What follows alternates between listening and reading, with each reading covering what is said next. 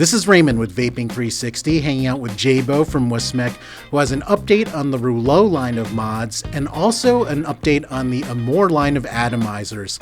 Let's start with the RX200s. What's going on here? So the 200S was kind of a rework on the original RX200 line. However, we've actually adapted it with the larger screen, and we've actually gone ahead and made a new sort of branch of firmware upgrades.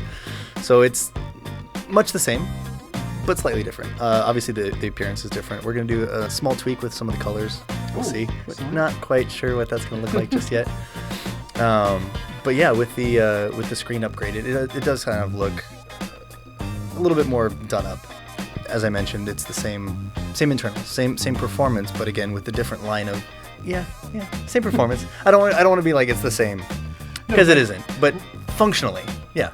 To clear something up, there are some people that say this is a different chip or the same chip, but as you said, it's just a firmware branch split. Correct. Yeah, that's a better way of putting it. It is a firmware deviation. So with the new line of firmware, because of the screen, it's a different code and all that sort of graphics card. I say, yeah. So well done. But yeah, same chip. I myself am a firmware deviant. I don't know what that means, but fun, doesn't it? Yeah. Let's keep going down the Reuleaux line. You have the RX75. That is the new. Some of the angels from heaven. Yeah. No, this one's a bit fun. Quite a lot to talk about with this, actually. Some of you may have seen some preliminary shots of this or not. We worked with Richard from Vaping with Twisted 420, and we did a little video together in which I copied his intro. That video. I thought you were talking. No. So yeah, the primary sort of coolness with this is a single 18650. Little magnet, and this is the door that you click, so it's sort of a little hand clicky, and then you'll notice that there aren't any visible buttons or screen per se. That's your option there.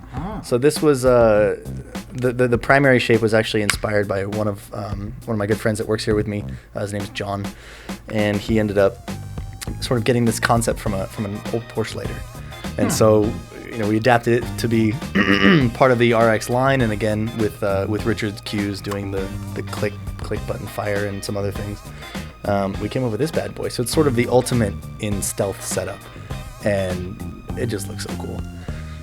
And it's available in a number of different colors, and you had a lot of fun doing the colors because it was something that was easy to do for once. Correct. Yeah. No.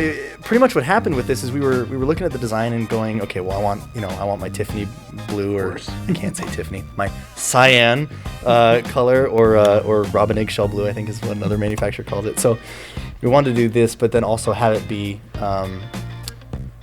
still reflect some of the RX features. So we wanted to do white, black, the kind of the red, the darker red.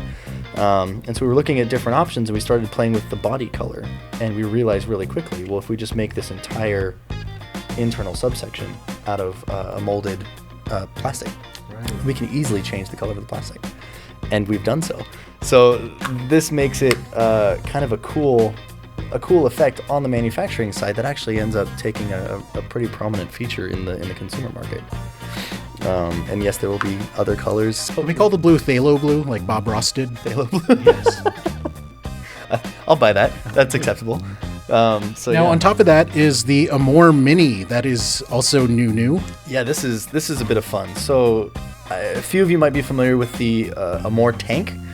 Originally that we had, then we made the Amor Plus, and that was sort of our first sub-ohm tank. It had a little juice flow control, a top fill plug removal system, and the plug itself was a little drip tip, which is actually...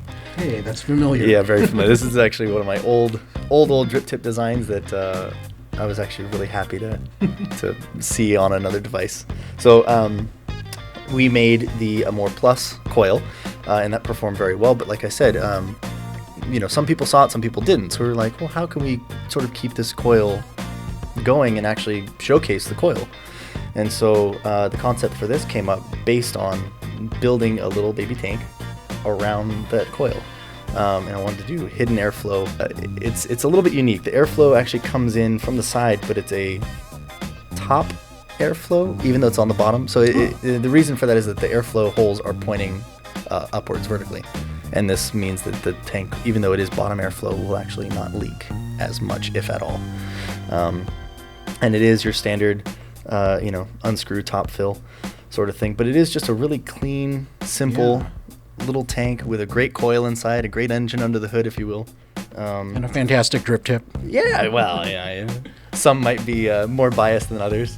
But no, it's just a great little tank for what it is, and especially because it fits on the RX75 so beautifully that this was a no-brainer. And of course, the O-rings that match the car is so good.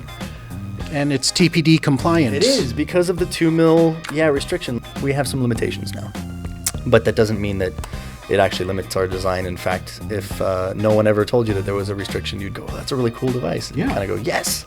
And then in the background, in the paperwork, they're like, and it's compatible. So, look forward to some more things that we're going to be doing that are also going to be compatible. And you went over this really quickly, but as you said, the O-rings, they match the inside color of whatever RX75 you have. So there's white, phthalo blue. Phthalo blue, indeed.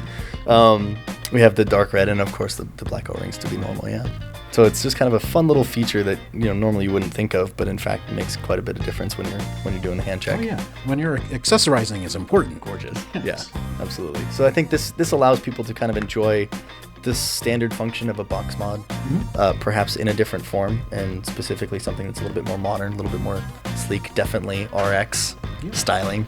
And the ergonomics. Ergonomics is fantastic, and it's just a stealthy little.